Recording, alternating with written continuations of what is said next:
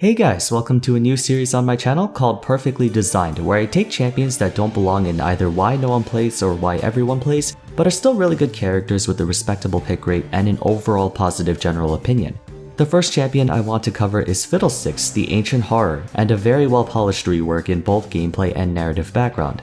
So Perfectly Designed will be structured in the same way as the other two series, where I give a brief overview of the champion and then dive into reasons why I believe that champion to be perfectly designed. I say that in air quotes because I'm not implying these champions are flawless. Similar to why no one plays and why everyone plays, the name is just meant to be a hook. I don't literally mean these champions are perfect, they're just very well made. And don't worry, I'm not going to be putting a disclaimer at the start of every video, just for this one. I know how many of you have grown tired of it on my other series. Anyways, since he's a rework champion, that means we're going to first talk about how he was before all the changes and what was the exigency for a visual gameplay update. There's not too much of a difference between old and new Fiddlesticks, fundamentally speaking. All of his active abilities do more or less the same thing, just remastered to string together well and give him actual kill power. Arguably, the most egregious problem with old Fiddlesticks was that, apart from his ultimate, he was way too slow with a really incongruous playstyle. His basic abilities, namely Terrify and Drain, were single target. They were insanely effective against one person because Drain did something like 900 base damage plus 225 AP while also healing ridiculous amounts. That and Terrify was a 2.25 second point and click instant fear. Fiddlesticks had fantastic damage output, but he was horrible in skirmishes since he suffered from Malzahar syndrome, where he can only really focus on one enemy at a time, and there were so many ways to punish him if he didn't have backup. Also, he lacked an immediate burst option. Not saying every champion should have one, but for a jungler it's very important since the faster you are to get your attacks out, the better you do in the meta. Overall, it was kind of weird to have a champion with a devastating teamfight ultimate but low AoE damage for their basic abilities. If we evaluate him strictly by his playstyle, Fiddle was actually pretty good. He's this slow immobile mage with a big jump scare ultimate. In a way, he shared a lot of the same problems with Malzahar and Kennen, who also have super ultimates but sort of lackluster main kits. For his rework, just about everything was altered but stayed the same in functionality. Terrify was still a point-and-click fear, but he now had a passive component where if he was out of sight from the enemy team, his next attack has the potential to fear every single target he hits. The active effect itself also did a big chunk of current health damage, incentivizing players to use his attack first in their rotation, which is usually what you did pre-work anyway.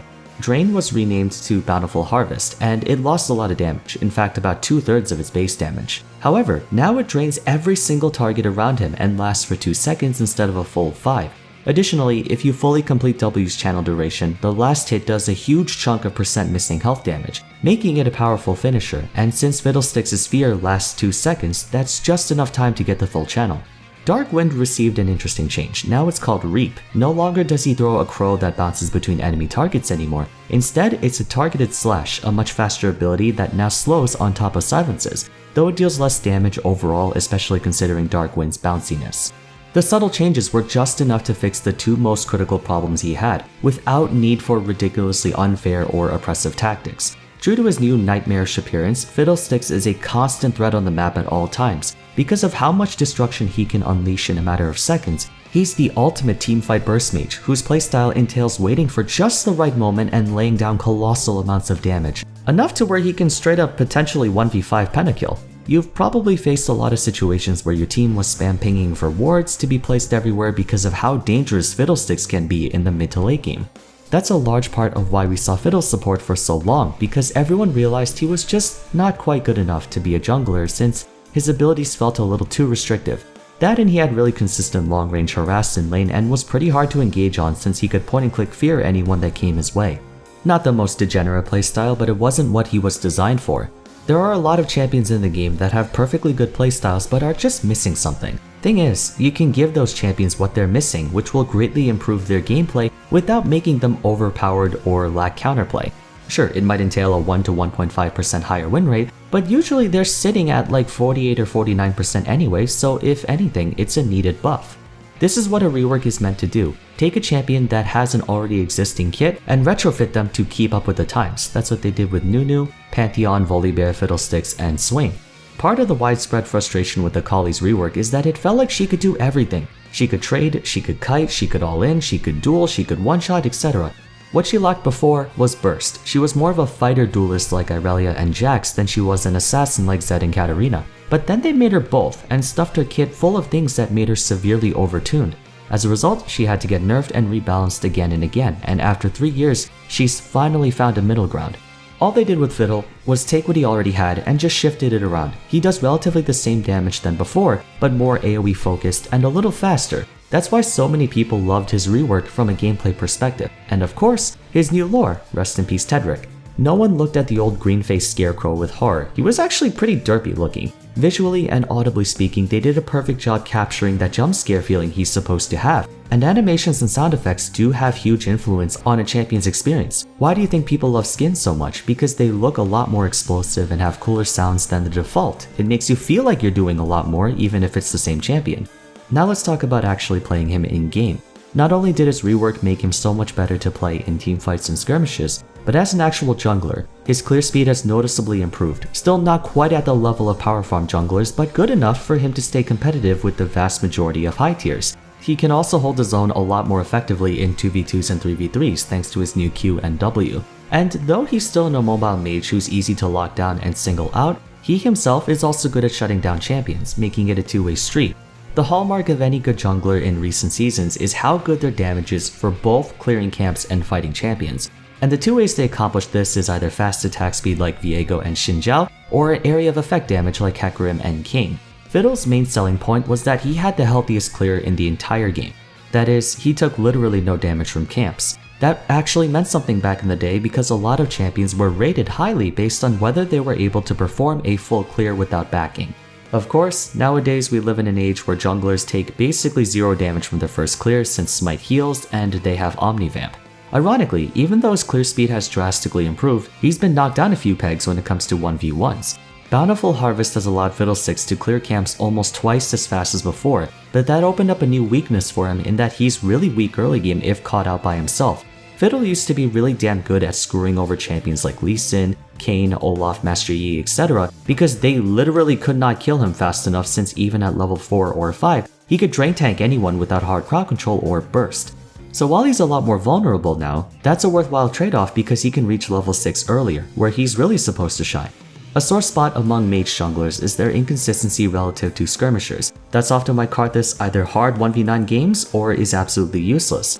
Now I understand that can happen to any jungler, but it's rare to find a jungle Karthus who performs at like an average level.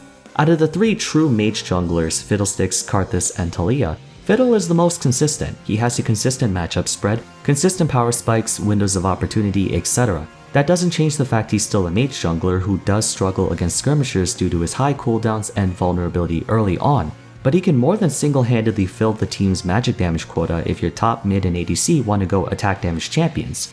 In Why No One Plays Malzahar and Kennen, I talked about how those two champions are known for having really strong ultimates, but really underwhelming basic abilities, which makes their usefulness hinge entirely on their ult. Secondly, both champions are really predictable since the only way they can use their ultimates is by walking up to you unless you engage first.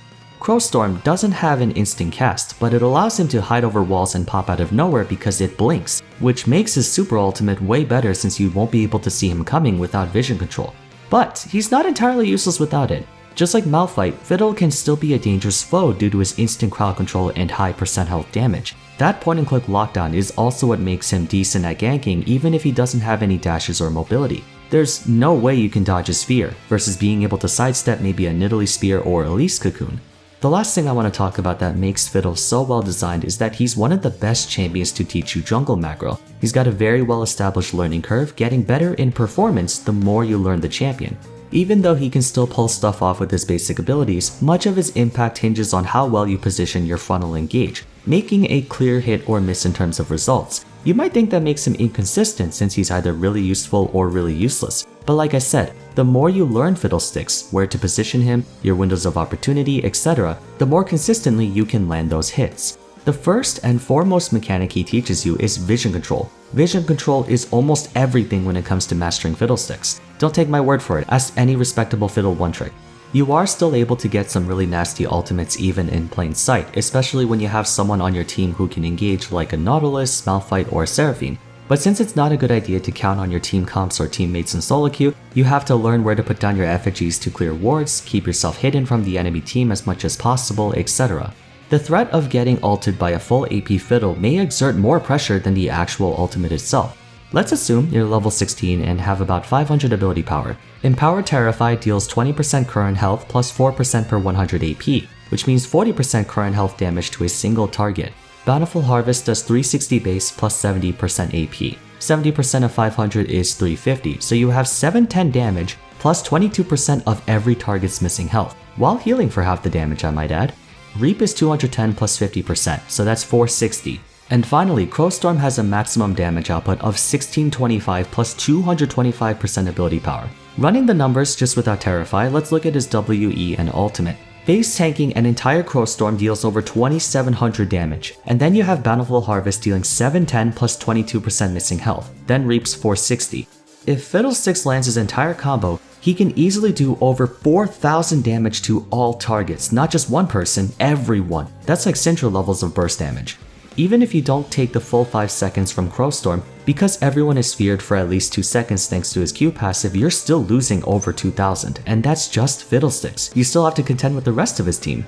However, he's only scary if people don't know where he is. Much of his pressure can disappear if the enemy team not only has vision of him, but the right tools to peel him off. He's super easy to play and super strong, but he has just as many cons as he does pros. Despite his W lifesteal, he's still a mage, and still really squishy if engaged on by a tank or bursted down by an assassin. If you're not paying attention and use your W at the wrong time, Blitzcrank ult can silence you and there goes pretty much all your DPS. And most notably, he's slow, meaning you need to be immaculate with your positioning.